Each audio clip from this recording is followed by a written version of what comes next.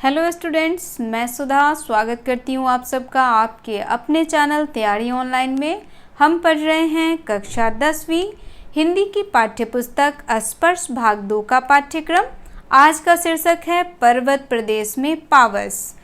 यह हमारे पद्य खंड का 5वां अध्याय है।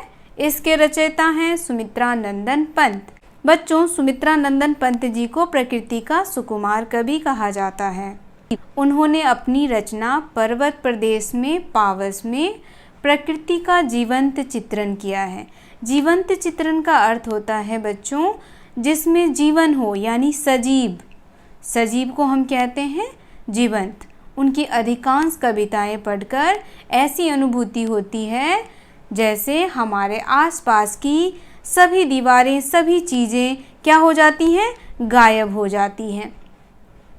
हम किसी ऐसे रम्य स्थल पर आ पहुंच जाते हैं जहां पहाड़ों की अपार श्रृंखलाएं होती हैं और आसपास बहते हुए झरने, और सब कुछ भूलकर हम क्या हो जाते हैं, उसमें लीन हो जाते हैं। हम अपने आप को उसी में क्या कर देते हैं, लीन कर देते हैं। हम सब कुछ भूल जाते हैं। उस सौंदर्य में, उस प्रकृति की खूबसूरती में हम क्या हो जाते हैं, लीन हो जाते हैं। तो बच्चों, पर्वत प्रदेश में पावस को पढ़ने से पहले हम कवि सुमित्रा नंदन पंत जी के बारे में संक्षेप में जान लेते हैं।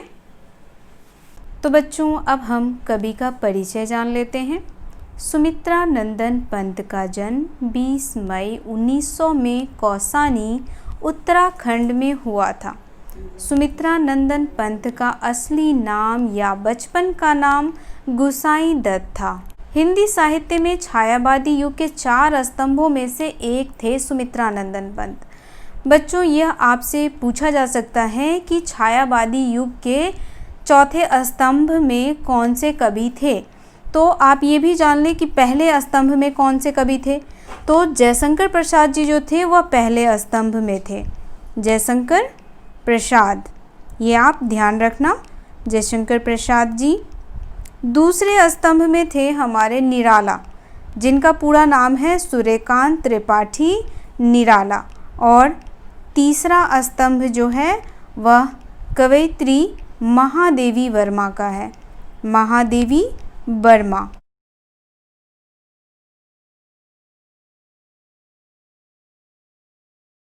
सुमित्रा नंदन पंत ऐसे साहित्यकारों में गिने जाते हैं जिनका प्रकृति चित्रण समकालीन कवियों में सबसे बेहतरीन था। पंत ने महात्मा गांधी और कार्ल मार्क्स से प्रभावित होकर उन पर रचनाएं लिख डाली।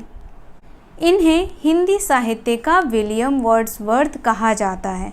तो यहाँ मैं आपसे यह प्रश्न पूछ रही हूँ कि किन्हें हिंदी साहित्य का विलियम वर्ड्सवर्थ कहा जाता है, यह आप हमें कमेंट में बताएं। इन्होंने महानायक अमिताभ बच्चन को अमिताभ नाम दिया। हम सभी जानते हैं अमिताभ बच्चन को। आज कौन है जो अमिताभ बच्चन को नहीं जानता? आज सभी जानते हैं अमिताभ बच्चन को। और किन्होंने अमिताभ नाम दिया? तो यह नाम दिया सुमित्रा नंदन पंत जी ने। किन्होंने दिया? तो पंत जी ने। पंत जी का जो संबंध था वह अमिताभ बच्चन के परिवार से एक गहरा संबंध था। ऐसा था कि वह उनके पिताजी के बहुत ही अच्छे मित्र थे। पद्म भूषण, ज्ञानपीठ पुरस्कार और साहित्य अकादमी पुरस्कारों से नवाजे जा चुके हैं। कौन? सुमित्रा नंदन पंत। ध्यान रखना है ये आपको। तो बच्चों, अब हम पढ़ेंगे सुमित्रा नंदन पंत जी द्वारा लिखित कविता पर्वत प्रदेश में पावस, और साथ ही जानेंगे इसका भावार्थ। कविता है हमारा, पावस ऋतु थी पर्वत प्रदेश, पल पल परिवर्तित प्रकृति वेश। कठिन शब्दों के अर्थ जान लेते हैं। पावस ऋतु, पावस ऋतु का अर्थ है वर्षा ऋतु। परिवर्तित यानी बदलना। प्रकृति वेश यानी प्रकृति का रूप। यहाँ कवि कह रहे हैं पावस ऋतु थी पर्वत प्रदेश। पर्वत प्रदेश में कैसी ऋतु थी? तो पावस ऋतु यानी कि वर्षा ऋतु थी। पल पल परिवर्तित प्रकृति वेश। पल पल क्या हो रहा था? प्रकृति में बदलाव आ रहा था।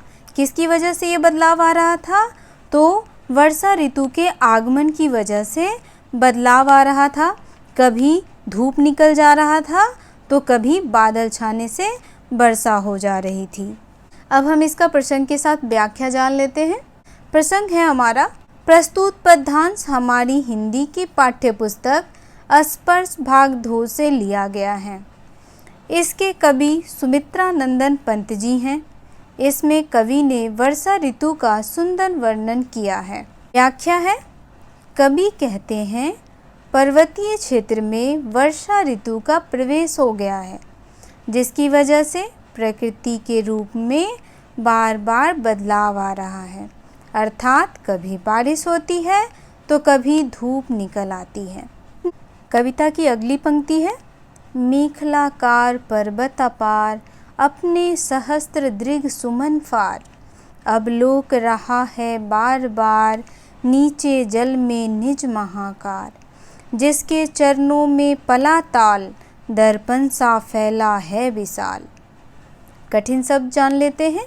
मेखलाकार, मेखलाकार का अर्थ है करघनी के आकार की पहाड़ी की ढाल। सहस्त्र यानी हजार, दृक्सुमन पुष्प रूपी आँखें। अवलोक शब्द का अर्थ है देखना। महाकार शब्द का अर्थ है विशाल आकार। ताल का अर्थ है तालाब और दर्पण यानी कि आईना। यहाँ कवि कह रहे हैं मेखलाकार पर्वत अपार, अपने सहस्त्र दृग सुमन फार। मेखलाकार यानी कि करघनी के आकार का जो हमारा पर्वत है वह अपने सहस्त्र नेत्रों से क्या कर रहा है? सहस्त्र नेत्रों से देख रहा है, अवलोक रहा है बार बार, यानी अपने सहस्त्र नेत्रों से बार बार देख रहा है। क्या देख रहा है? नीचे जल में निज महाकार। नीचे जो पर्वत के नीचे जल है उसमें अपने महाकार यानी कि विशाल स्वरूप को देख रहा है। जिसके चरणों में पला ताल, दर्पण सा फैला है विशाल। जिसके चरणों में पला ताल, यहाँ कवि कह रहे हैं कि उस पर्वत के, उस महाकार पर्वत के चरणों में क्या पला है? ताल। और उसी ताल में पर्वत क्या कर रहा है? अपना विशाल स्वरूप को निहार रहा है। चलिए इसका प्रसंग जान लेते हैं और साथ ही व्याख्या। प्रसंग है हमारा, प्रस्तुत पद्यांश हमारी हिंदी की पाठ्यपुस्तक स्पर्श भाग 2 से लिया गया है। इसके कवि सुमित्रा नंदन पंत जी हैं। इसमें कवि ने पर्वतों का सजीव चित्रण किया है। बच्चों, आप एक बात जान ले जो आपके लिए बहुत ही अहम है। जब भी हमें कविता की कुछ पंक्तियों का प्रसंग के साथ व्याख्या करना होता है तो सबसे पहले हमें प्रसंग लिखना होता है, और प्रसंग में सबसे ज़रूरी है हमें यह बताना कि कविता किस पुस्तक से ली गई है, कविता के लेखक कौन हैं और कविता में कवि किन बातों को कह रहे हैं। तो आप इसे हमेशा ध्यान रखिए। अब हम व्याख्या जान लेते हैं। व्याख्या है हमारा, इस पद्यांश में कवि ने पहाड़ों के आकार की तुलना करघनी अर्थात कमर में बांधने वाले आभूषण से की है। आप लोगों ने भी करघनी देखा होगा। घर में जो महिलाएं होती हैं वह अपने कमर में कमरबंद पहनती हैं, उसे कहते हैं करघनी। कवि कहता है कि करघनी के आकार वाले पहाड़ अपनी हजार पुष्प रूपी आँखें फाड़ कर नीचे जल में अपने विशाल आकार को देख रहे हैं। ऐसा लग रहा है कि पहाड़ ने जिस तालाब को अपने चरणों में पाला है वह तालाब पहाड़ के लिए विशाल आईने का काम कर रहा है। कविता की अगली पंक्ति है, गिरी का गौरव गागा कर, झरझर मद में नस नस उत्तेजित कर, मोती की लड़ियों सी सुंदर झरते हैं झांग भरे निर्झर। कठिन शब्द देख लेते हैं। कठिन शब्द है हमारा गिरी। गिरी शब्द का अर्थ है पहाड़, मद शब्द का अर्थ है मस्ती और झाग शब्द का अर्थ है फेन। यहाँ कवि कह रहे हैं गिरी का गौरव गाकर झरझर, यानी पर्वत का गुणगान करते हुए जो झरने बह रहे हैं वह कैसी आवाज़ कर रहे हैं? झरझर की। मद में नस नस उत्तेजित कर। और झरने की जो आवाज़ है वह क्या कर रहा है? नस नस में उत्तेजना उत्पन्न कर रहा है। मोती की लड़ियों सी सुंदर झरते हैं झाग भरे निर्झर। मोती की लड़ियों सी सुंदर, हम सब ने देखा है जब झरने गिरते हैं तो वह कैसे दिखते हैं? सफ़ेद मोती की लड़ियों की तरह। यहाँ देखिए ये झरने गिर रहे हैं और कैसे दिख रहे हैं? सफ़ेद मोती की लड़ियों सी सुंदर दिख रहे हैं। और क्या उत्पन्न करते हैं? इससे झाग उत्पन्न करता है। जब ऊंचाई से पानी गिरता है तो नीचे कैसा होता है? झाग दिखाई देता है। चलिए अब हम इसका प्रसंग के साथ व्याख्या जान लेते हैं। प्रसंग है हमारा प्रस्तुत पद्यांश हमारी हिंदी की पाठ्य पुस्तक स्पर्श भाग 2 से लिया गया है। इसके कवि सुमित्रानंदन पंत जी हैं। इसमें कवि ने किसी पर्वत से गिरते झरने की सुंदरता का बखान किया है। व्याख्या है, कवि ने किसी पर्वत से गिरते झरने की सुंदरता का बखान किया है। झरना उसमें उठने वाले झाग के कारण मोतियों की लड़ी की भांति लग रही है। उसके गिरने से पैदा होती कल कल की गूंज मानो ऐसी है जैसे झरना पर्वत का गुणगान कर रहा हो। गिरते हुए झरने की ध्वनि को सुनकर लेखक की नस नस में मानो ऊर्जा का संचार होने लगता है। कविता की अगली पंक्ति है, गिरी के उड़ से उठ उठ कर उच्च आकांक्षाओं से तरुबर है झांक रहे नीरव नभ पर अनिमेष अटल कुछ चिंता पर। कठिन शब्द देखिए। उड़ शब्द का अर्थ है हृदय, उच्च आकांक्षा यानी ऊंचा उठने की कामना। तरुबर, तरुबर का अर्थ है वृक्ष या पेड़। नीरव नभ शांत यानी शांत आकाश। अनिमेष शब्द का अर्थ है एकटक। यहाँ कवि कह रहे हैं गिरिवर के उड़ से उठ उठकर यानी पर्वत के हृदय से उठकर यानी आगे बढ़कर उच्च आकांक्षाओं को लिए हुए वृक्ष एक टक आसमान की ओर क्या कर रहा है? झांक रहा है। यानी अनिमेष अटल कुछ चिंता पर आसमान की ओर झांक रहा है। चलिए अब हम इसका प्रसंग के साथ व्याख्या जान लेते हैं। प्रसंग है हमारा प्रस्तुत पद्यांश हमारी हिंदी की पाठ्य पुस्तक स्पर्श भाग 2 से लिया गया है। इसके कवि सुमित्रानंदन पंत जी हैं। प्रस्तुत पंक्तियों में कवि ऊंचे पर्वत के ऊपर उगे हुए वृक्षों का वर्णन कर रहा है। व्याख्या देखिए। व्याख्या है, सुमित्रानंदन पंत की कविता पर्वत प्रदेश में पावस की प्रस्तुत पंक्तियों में कवि ऊंचे पर्वत के ऊपर उगे हुए वृक्षों का वर्णन कर रहा है, जिन्हें देखकर कवि को ऐसा प्रतीत हो रहा है कि यह पेड़ पर्वत के हृदय से उगे हैं और सदैव ऊपर उठने की कामना में एक टक ऊपर आकाश की ओर देख रहे हैं। उनकी ऊपर उठने की इच्छा कुछ इस प्रकार प्रतीत हो रही है कि वे अपने इस लक्ष्य को पाकर ही रहेंगे। उन्हें ऊपर उठने से कोई रोक नहीं सकता। साथ ही कवि को ऐसा भी प्रतीत हो रहा है मानो ये पेड़ किसी गहरी चिंता में डूबे हों।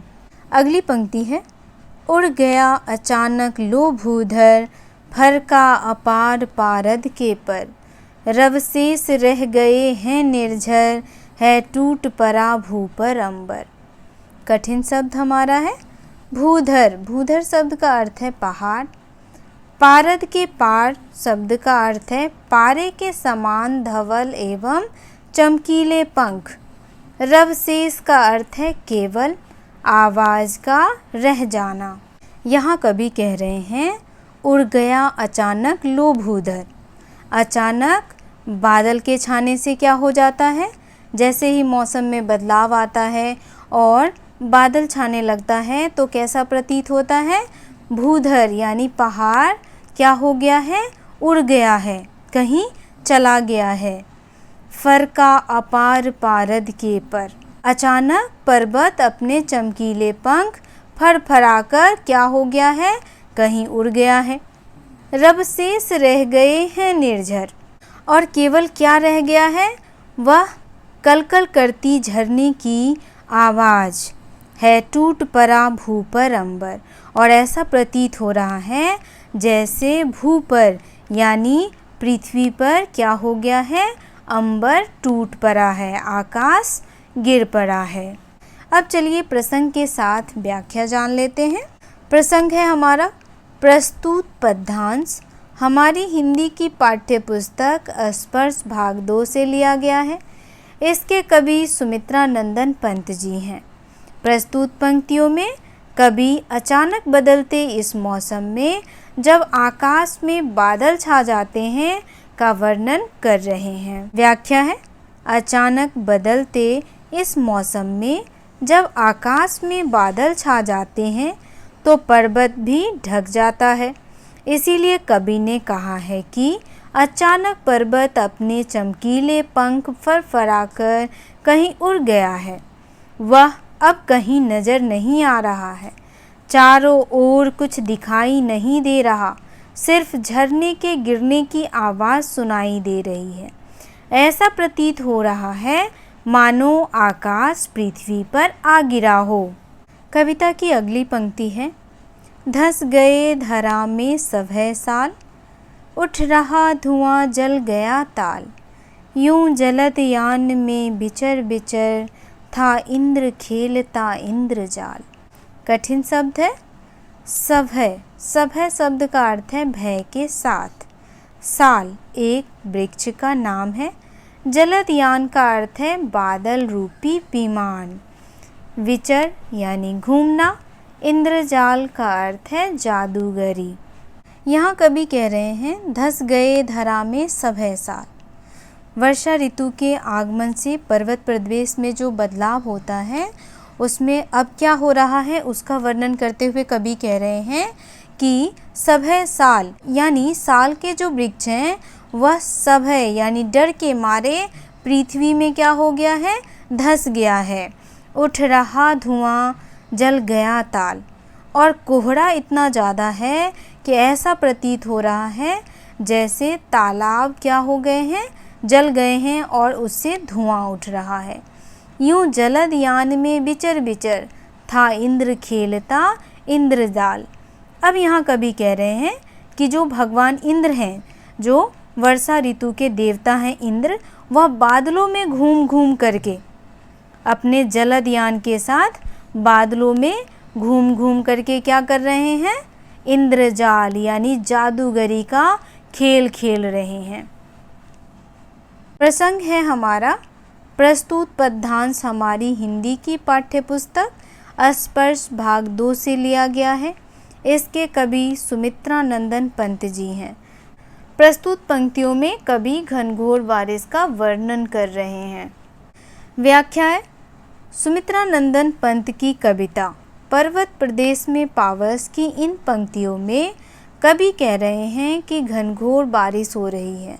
इस मूसलाधार बरसात के कारण वातावरण में चारों ओर कोहरा फैल जाता है, जिसकी वजह से साल के विशाल पेड़ भी दिखाई नहीं देते।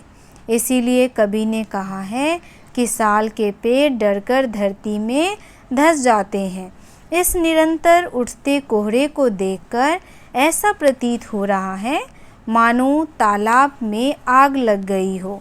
प्रकृति के विभिन्न रूपों को देखकर कवि को ऐसा लग रहा है जैसे इंद्र बादलों में घूम घूम कर अपना खेल खेल रहे हों। तो बच्चों, आज का वीडियो यहीं समाप्त होता है। आप हमें कमेंट करके बताएं कि आपको यह कविता कैसी लगी।